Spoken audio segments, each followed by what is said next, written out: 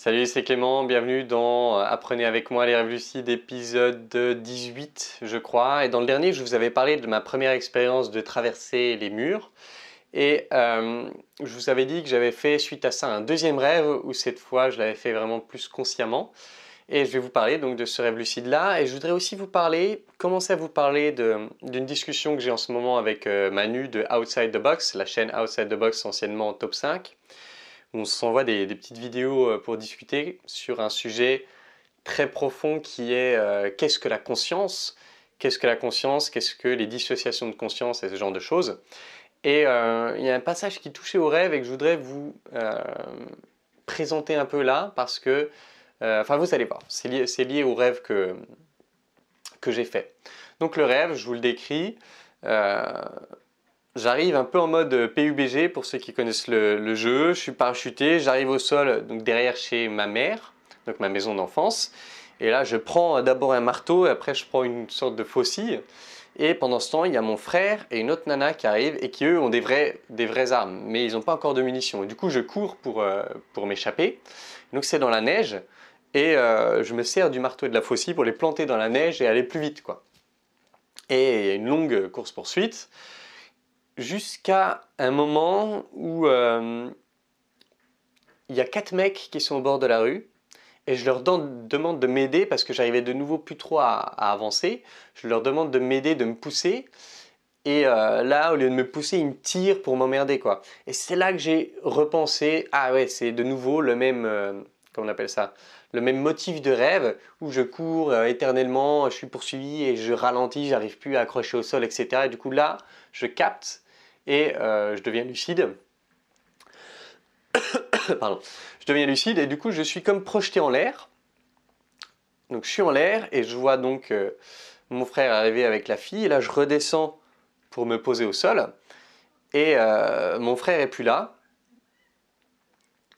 et je sens qu'il s'est transformé en quelque chose d'autre et qu'il est au sous-sol. Et donc j'arrive en face de cette fille et là je veux aller au sous-sol et comme la dernière fois dans le rêve, vous vous rappelez, d'abord j'avais les mains qui avaient traversé le mur et puis après je m'étais laissé traverser le mur, je me suis dit tiens, c'est un bon moment pour tester le fait de traverser les murs de nouveau. Alors là, donc je suis juste debout et j'essaie de me concentrer pour me laisser traverser le sol. Ça marche pas, donc je commence un peu à merde, pourquoi ça marche pas? Ok. Et là, je prends le temps de me relâcher, de souffler, de respirer. Et là, je traverse le sol de nouveau et je vois la nana qui me poursuivait, choquée, et moi qui traverse le sol. Et je traverse le sol et j'arrive devant anciennement mon frère qui est devenu Calypso dans Pirates des Caraïbes et qui essaie de m'attaquer. Et moi, je voulais l'embrasser, c'est-à-dire la prendre dans mes bras pour intégrer cette part d'ombre. Vous savez, c'est donc la théorie de Jung, où Jung disait, quand vous avez un cauchemar comme ça, essayez d'embrasser le monstre pour intégrer cette part d'ombre. Et du coup, j'essaye d'embrasser le monstre et elle me résiste, ça marche pas. Et du coup là, certainement parce que j'ai perdu un petit peu de degré de lucidité, j'attrape ses poignets et une nouvelle fois, comme j'ai appris à traverser le mur, etc., que j'ai appris que je pouvais, je prends ses poignets et je les fais traverser le mur avec les miens et je fais comme se rigidifier le mur autour de ses poignets, j'enlève les miens et du coup elle est plantée dans le mur comme ça, les poignets comme menottés dans le mur.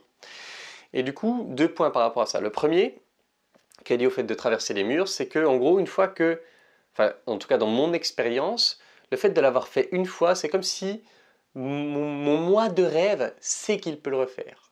Et du coup, j'ai réussi, avec un peu de concentration, à le refaire dans les mêmes conditions. Ça, c'est intéressant pour l'idée de dissociation de conscience dont je voudrais vous parler maintenant, parce que pourquoi est-ce que Jung disait qu'il fallait embrasser le poursuivant, embrasser le monstre?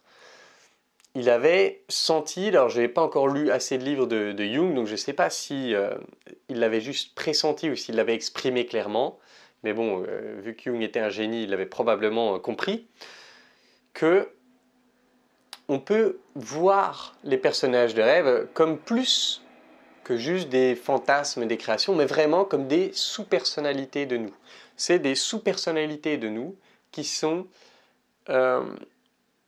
représentées par un personnage de rêve. Or, les théories psychanalytiques d'aujourd'hui, Jordan Peterson en parle pas mal, voient maintenant plus les humeurs, etc., la personnalité comme le moi au-dessus et plein de sous-personnalités. Il dit que c'est beaucoup plus juste de représenter le fonctionnement mental, psychique, par des sous-personnalités. Et pourquoi? C'est parce qu'un exemple de comment il le justifie, c'est parce qu'on peut paralyser certaines parties du cerveau sans que la personne ne puisse plus fonctionner. Donc je peux paralyser une partie du cerveau qui gère la colère, et juste la partie colère de la personne ne s'exprimera plus. Et dans les rêves, si vous voulez, c'est comme si c'était des parties, des vraies personnalités avec des traits de caractère, etc., qui pensaient d'elles-mêmes. Et c'est Manu, donc Manu de Outside the Box, qui m'a envoyé une étude sur les schizophrènes et les rêves des schizophrènes. Et ce qu'ils ont pu observer, c'est que quand les schizophrènes rêvaient, parfois, ils faisaient face à leur autre personnalité dans le rêve. Et ensuite, quand ils se réveillaient et qu'ils devaient raconter le rêve, ils ne pouvaient raconter le rêve que de celui qu'ils étaient dans le rêve. Et quand ils changeaient de personnalité, donc dans la vraie vie, là, ils avaient accès aux souvenirs de l'autre personnalité. Et c'est un argument de plus pour la dissociation de conscience. L'idée qu'il y a la conscience au-dessus, le moi, qui peut se morceler en petites consciences qui ont comme une vie propre. Et du coup, ça... J'ai conscience, c'est un peu complexe, j'espère que vous vous accrochez, mais en gros, ça sous-entendrait que les personnages de rêve ne sont pas juste des mélanges informes qui n'ont aucun sens, mais qui sont une vraie personnalité qui est à l'intérieur de nous. Pas au point du schizophrène qui va l'incarner dans la vraie vie, mais vous savez, il y a des moments, on va dire « Ah putain, j'ai fait ça, je ne me reconnais pas ». Ça, c'est l'exemple d'une sous-personnalité. C'est pas pathologique, c'est pas au point où je vais sortir et tuer tout le monde, mais il y a l'expression d'un caractère qui est différent du mien. Et du coup, pour en revenir à nos rêves lucides, ma théorie, et j'ai bien sûr pas encore eu l'occasion de faire des expériences là-dessus, mais ma théorie, c'est que en embrassant les monstres dans le rêve, on intègre cette sous-personnalité, on pardonne cette sous-personnalité, on accepte cette sous-personnalité, on donne de l'amour à cette sous-personnalité de telle sorte que les caractères agressifs qui la poussent à être agressive dans le rêve, les caractères traumatiques qui peuvent la pousser à être agressive dans le rêve, vont être adoucis, intégrés et aplanis. Donc en gros, il y a une partie de moi qui a la haine, qui s'exprime sous la forme de ce personnage qui me poursuit dans mon rêve. Et si j'arrive à pardonner, à accepter ce personnage dans mon rêve, alors je vais comme faire un câlin virtuel à cette sous-personnalité de moi qui a la haine et que je ne vois pas quand je suis conscient, parce que c'est trop ma conscience principale et qui prend le dessus quand je suis éveillé. Ça fait hyper sens quand on suit les théories psychanalytiques actuelles. Maintenant, non seulement j'ai pas de preuves, mais je ne sais pas encore comment on pourrait en obtenir, comment on pourrait prouver quelque chose qui touche au rêve, tant qu'on n'a pas la capacité d'enregistrer, comme si c'était un film, les rêves et de tous les regarder, de tous les analyser. Pour l'instant, on est obligé de se baser sur ce que les gens vont raconter de leurs rêves, et du coup, c'est compliqué de faire quelque chose de sérieux, prouvé là-dessus. Donc voilà, c'est une vidéo, je pense, très pointue et peut-être plus complexe que ce à quoi vous attendiez avant de cliquer. J'espère que ça vous aura intéressé. Et on a cette discussion avec Manu de Outside the Box qui crame un peu le cerveau, mais qui est à mon avis à la pointe de ce qui se fait actuellement. Et voilà, vous comprenez de plus en plus, je pense, la surprise dont je vous ai parlé, mais on aura certainement l'occasion de discuter ça ensemble un peu plus à l'avenir avec Manu et de vous le faire partager. Voilà, un dernier détail.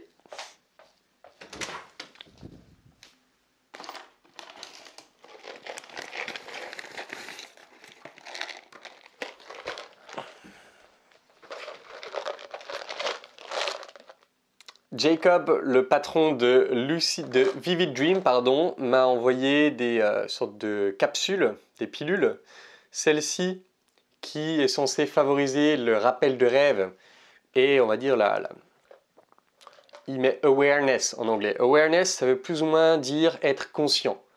Et donc ça sous-entendrait une sorte d'attention qui permettra d'avoir plus de chances de déclencher la lucidité. Ça ne veut pas dire que vous prenez les pilules et vous devenez lucide, ça veut dire qu'en améliorant le rappel de rêve, je vous parle de théorie bien sûr, pour l'instant je n'ai pas testé de toute évidence, mais en améliorant le rappel de rêve, vous aurez plus de chances de repérer les motifs de rêve, etc. Et en améliorant la awareness, l'attention, imaginez un mix entre le mot attention et conscience,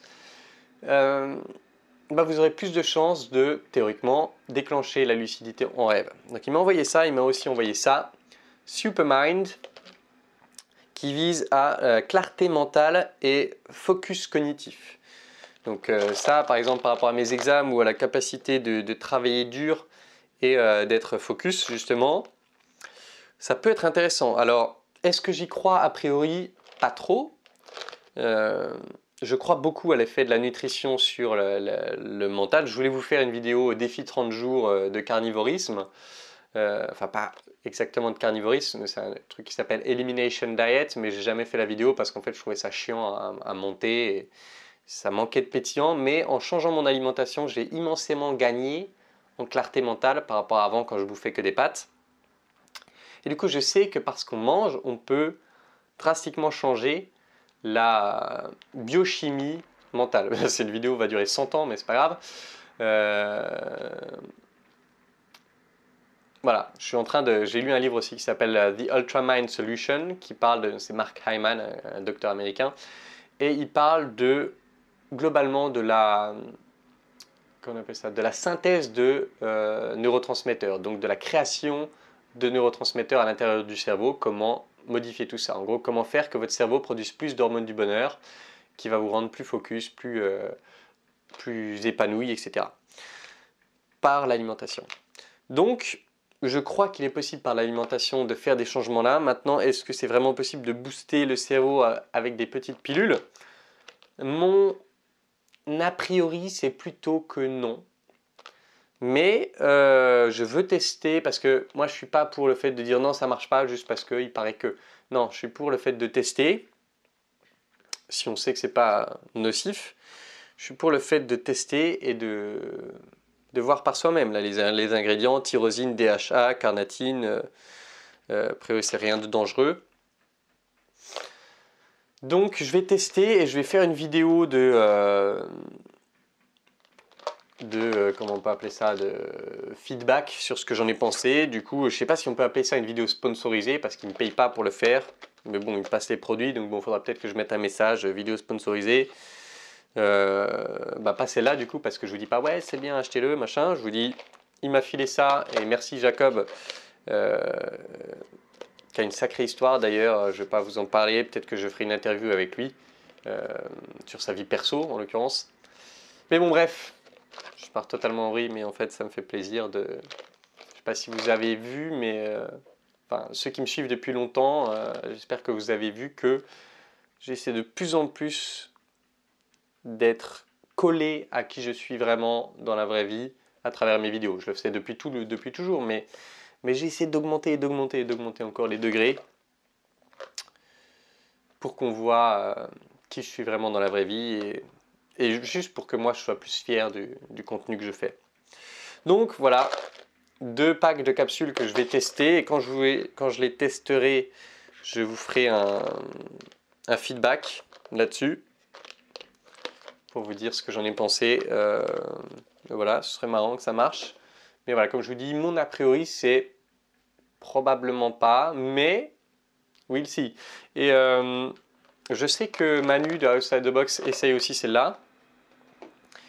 et qui va vous faire un résumé aussi quand il aura fini ce qu'il est en train de faire. Donc je vous invite aussi d'ailleurs à ceux qui ne l'ont pas encore fait de vous abonner à sa chaîne parce que bah, c'est vraiment un gars très intelligent et très intéressant. Donc je vous invite à vous abonner à sa chaîne et vous pourrez suivre son feedback sur ce produit s'il le fait avant moi. Ce qu'il fera probablement parce qu'en ce moment je suis plutôt focus sur d'autres choses. Mais voilà, c'est cool, ça me fait plaisir qu'on m'a envoyé ça. Et je vais essayer de les tester, d'en faire une vidéo rapidement. Et je vais m'arrêter sur cette vidéo de 20 minutes ou je ne sais combien. J'espère qu'elle vous aura intéressé. Moi, je vous avoue qu'elle m'a vachement intéressé.